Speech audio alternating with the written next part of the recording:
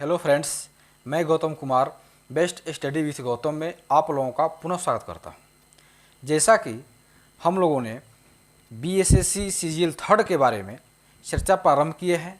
इसमें हम लोगों ने पॉलिटी, हिस्ट्री और ज्योग्राफी के जितने भी क्वेश्चन आए हुए हैं बीएसएससी सीजीएल 1 और 2 में और इंटर स्तरीय परीक्षाओं में, मतलब बीएससी संबंधित जितने भी एग्जाम हुए हैं उसमें पॉलिटी, हिस्ट्री और ज्योग्राफी से जितने भी क्वेश्चन आए हुए हैं उसका हम लोगों ने डिस्कस किया और उसमें हम लोगों ने देखा कि किस टॉपिक से कैसे क्वेश्चन आए हुए हैं और उस टॉपिक पर ज़्यादा आप लोगों को फोकस करने को मैं आप लोगों से कहा था।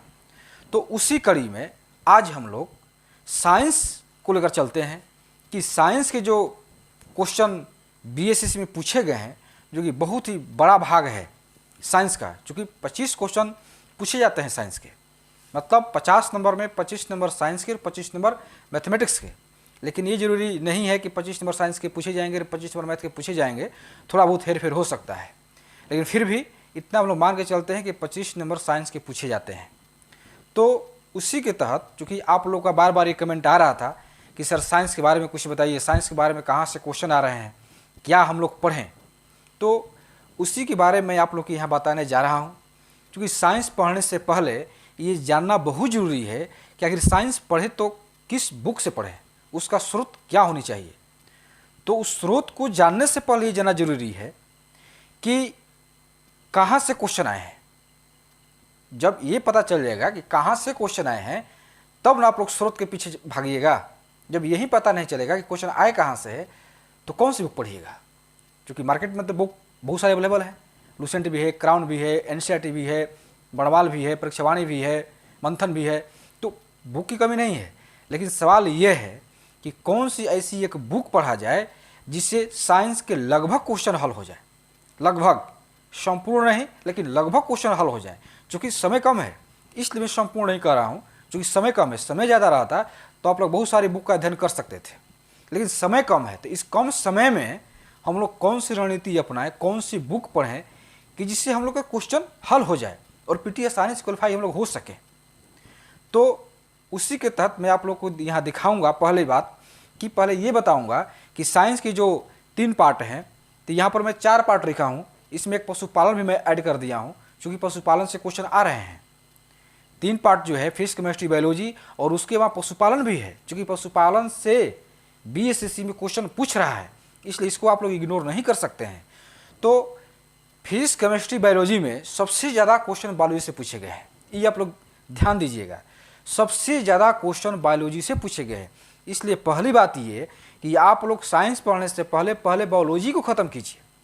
बायोलॉजी को पहले आप लोग पूर्णतः खत्म कर दीजिए, उसके बाद केमिस्ट्री और तब फिजिक्स पर जाइए, क्योंकि ज़्यादा क्वेश्चन बायोलॉजी से पूछे गए हैं। तो पहले मैं आप लोग को यहाँ बताऊँगा कि किस विषय से कितने क्वेश्चन पूछे गए, तब उसकी अहमियत का पता आप लोगों को चलेगा। तो आइए हम लोग चलते हैं कि कैसे क्वेश्चन पूछे गए और कितने क्वेश्चन पूछे गए। तो देखिए, ये विज्ञान से टोटल क्वेश्चन अभी तक जो एग्जाम हुए बीएसएससी में, उसमें टोटल क्वेश्चन 285 क्वेश्चन पूछे, लगभग, एक्यूरेट नहीं लगभग है, क्योंकि कुछ क्वेश्चन साइंस के ज्योग्राफी में चले जाते हैं, कुछ ज्योग्राफी क्वेश्चन साइंस में भी चले जाते हैं, ये आप लोग जानते होंगे। तो लगभग क्वेश्चन 285 क्वेश्चन पूछे गए हैं।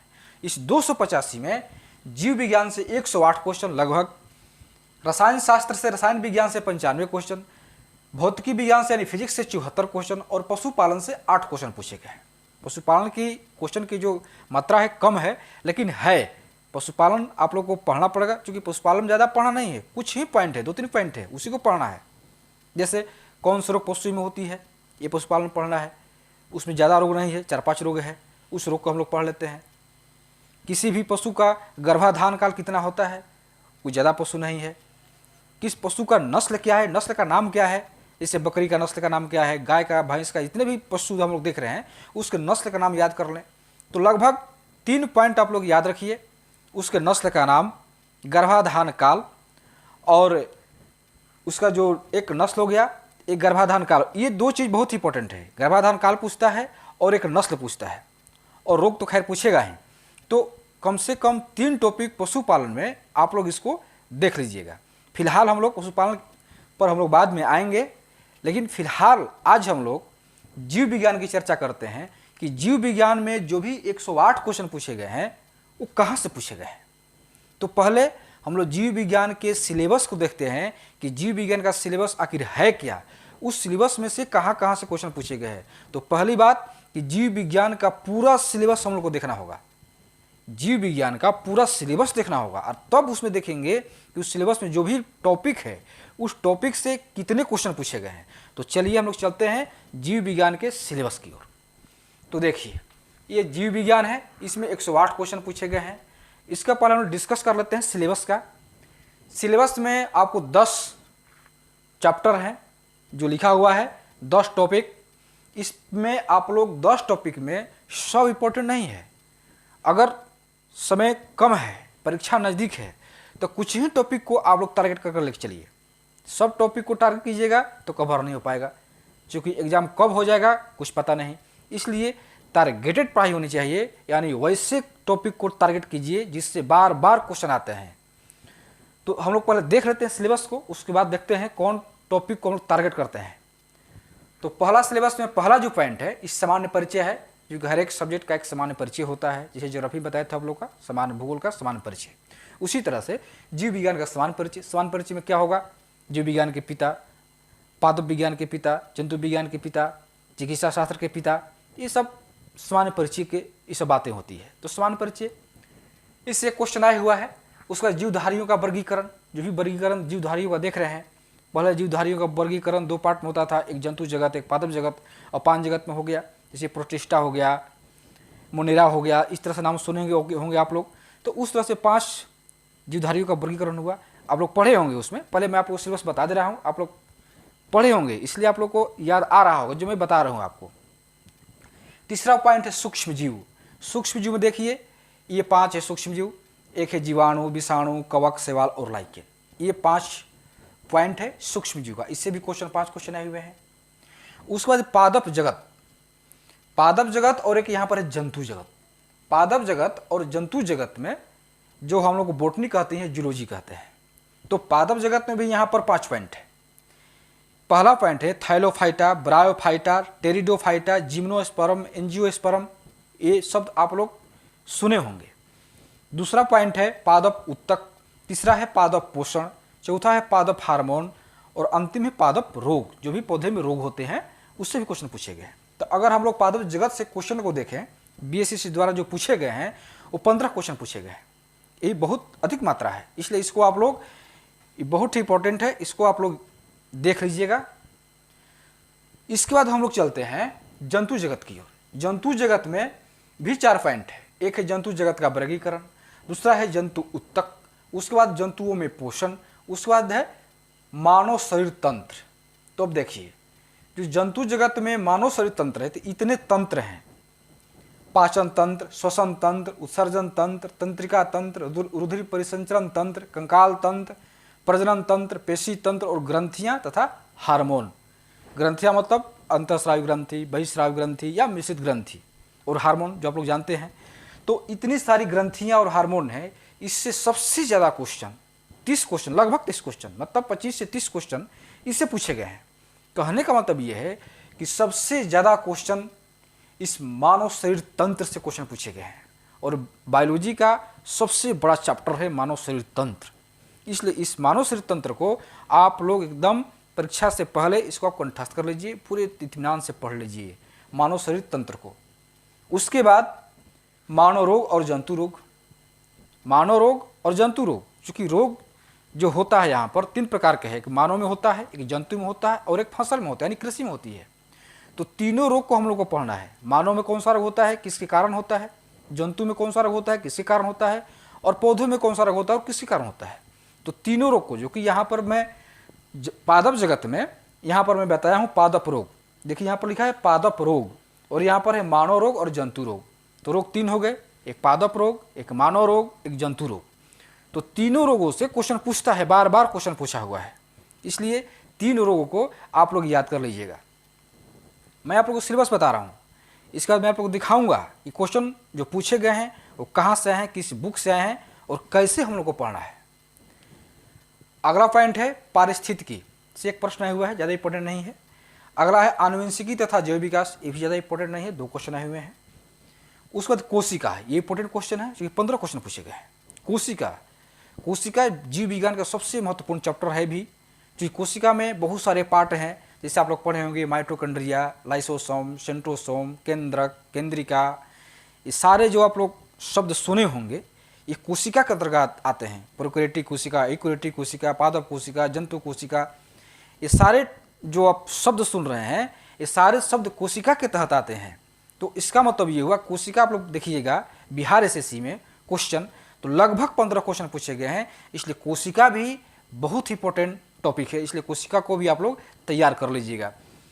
उसके बाद विविध, विविध में 2 क्वेश्चन, विविध बहुत कम पूछता है तो विविध से भी 2 क्वेश्चन। इसका मतलब ये हुआ कि आप लोग को 3 जो टॉपिक है बहुत ही ढंग से तैयार करना है। पहला मानव शरीर तंत्र हो गया, उसके बाद कोशिका हो गया, उसके बाद जंतु जगत में देख लीजिए, एक जंतु में पोषण और जंतु ऊतक, जंतु में पोषण और जंतु ऊतक। उसके बाद हम लोग क्या देखा कि पादप जगत, पादप जगत में 15 क्वेश्चन।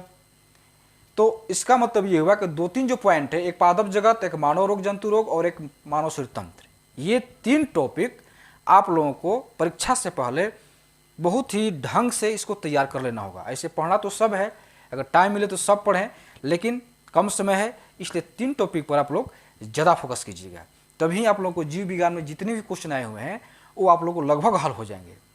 तो मैं अभी आप लोगों को बता रहा था कि किस टॉपिक से कितने क्वेश्चन पूछे गए, ये आप लोगों ने अभी देखा। तो आज तो मैं बायोलॉजी का बताया, इसके बाद भौतिकी का ही मैं बताऊंगा और रसायन शास्त्र का ही बताऊंगा। ये तो हुई क्वेश्चन किस टॉपिक से कितने पूछे गए। अब बात ये होगी कि जो क्वेश्चन पूछे गए बिहार एसएससी में, मतलब 2011 के स्नातक स्तरीय पीटी से लेकर के 2020 के इंटर स्तरीय मेंस तक जितने भी एग्जाम हुए हैं, उस एग्जाम में जो भी साइंस के क्वेश्चन पूछे गए हैं उसको हम लोग ये देखेंगे कि जो क्वेश्चन पूछे गए हैं उसका स्रोत क्या है, वे कहाँ से आए हैं, किस बुक से पूछे गए हैं। आखिर जो एग्जामिनर होता है आखिर तो कहीं ना कहीं बुक से ही देता होगा, अपने मन से तो देगा नहीं, कोई ना कोई बुक से ही देगा। तो क्यों ना पहले उसको हम लोग पकड़े कि कहाँ से क्वेश्चन निकाल कर ला रहा है। तो इसके लिए हम लोग कल के वीडियो में आप लोगों को ये बताने का प्रयास करूँगा कि जो भी क्वेश्चन पूछे गए हैं उसको मैं डिटेल में आप लोग ये लिखूँगा कि किस बुक से है और उसका पेज नंबर क्या है, क्योंकि ये बताना बहुत ही ज़रूरी है कि ये क्वेश्चन इस बुक से है और इस पेज नंबर से है। तभी आप लोग को ये कॉन्फिडेंस आएगा, अंदर से विश्वास आएगा कि नहीं जो मैं बुक पढ़ रहा हूँ, जो जिस बुक से मैं अध्ययन कर रहा हूँ वो बुक सफिशिएंट है बिहार सचिवालय के लिए। इसलिए आज जो मैं आप लोगों को बताया जीव विज्ञान के बारे में, तो हमको उम्मीद है कि मैं जितना आप लोगों को आज बताया हूँ ये आप लोग को बिल्कुल ही समझ में आ गया होगा। कोई बहुत बड़ी बात नहीं है, ये आज मैं आप लोगों को सिलेबस बताया हूँ, जीव विज्ञान का सिलेबस है और सिलेबस में कितने क्वेश्चन पूछे गए हैं इसकी मैं चर्चा की, और फिर भौतिकी और रसायन विज्ञान की चर्चा करूँगा, और उसके तत्पश्चात आप लोगों को क्वेश्चन और उसका स्रोत और उसका पेज नंबर डायरेक्ट मैं आप लोगों को लिख कर बताऊँगा, दिखाऊँगा कि क्वेश्चन कैसे और किस किताब से पूछे गए हैं। और अगर आप लोग को नोट्स भी चाहिए उस क्वेश्चन का कि कहाँ से पूछे गए हैं, तो मैं आप लोग को पीडीएफ बनाकर भी दे दूंगा, ऐसी बात नहीं है, मैं आप लोग को पीडीएफ बना करके आप लोग को दे सकता हूँ। अगर आप लोग को इच्छा हो तो कमेंट कीजिए कि नहीं हम लोग को आप प्रूफ के रूप में पीडीएफ दीजिए, क्योंकि हम लोग ये देखना चाहते हैं कि क्वेश्चन के कहाँ से पूछ रहा है, उसको मैं देखना चाहता हूँ। तो मैं आप लोगों को जैसे पिछले 3-4 दिन पहले मैं आप लोगों को पीडीएफ बनाकर सेंड किया था, उसी तरह से फिर मैं आप लोगों को पीडीएफ बनाकर सेंड कर दूंगा कि क्वेश्चन इस बुक से आए हैं, इस पेज नंबर से आए हैं, आप लोग इसको देखिए, तभी आप लोग को ये विश्वास होगा, कॉन्फिडेंस होगा कि नहीं हम लोग जो सचिवालय की तैयारी कर रहे हैं वो एक सही दिशा में जा रहे हैं, क्योंकि ये पता होना बहुत ही ज़रूरी है। तो आज के लिए बस इतना ही। आज जो जीव विज्ञान का टॉपिक बताए तो आप लोग ये समझ गए होंगे, हमको पूरी उम्मीद है कि आप लोग के वीडियो पसंद आया होगा। अगर पसंद आया हो तो कमेंट में ज़रूर लिखिए कि हाँ मुझे पसंद आया और ऐसा ही वीडियो, या जो आप लोग को लगे कि नहीं और इसमें कुछ आप लोग को चाहिए परीक्षा संबंधित, तो आप लोग कमेंट कर सकते हैं कि नहीं ऐसे नहीं ऐसे चाहिए, ये नहीं ये चाहिए, क्योंकि आप लोग के ही डिमांड पर मैं वीडियो ये बना रहा हूँ। क्योंकि बहुत सारे लड़कों का एक कमेंट था कि सर साइंस का क्वेश्चन का हम लोग डिस्कस कर दीजिए, किस टॉपिक से कितने क्वेश्चन पूछे गए हैं। तो मैं सोचा कि आप लोग को मैं डिस्कस कर दूँ, लेकिन एक पार्ट डिस्कस में किया हूँ जीव विज्ञान, अभी फिजिक्स बचा हुआ है, केमिस्ट्री बचा हुआ है, तो उसको भी डिस्कस किया जाएगा और क्वेश्चन का सोर्स भी बताया जाएगा। तो आज के लिए बस इतना ही। कल की वीडियो में हम लोग फिजिक्स और केमिस्ट्री के साथ मिलते हैं। धन्यवाद।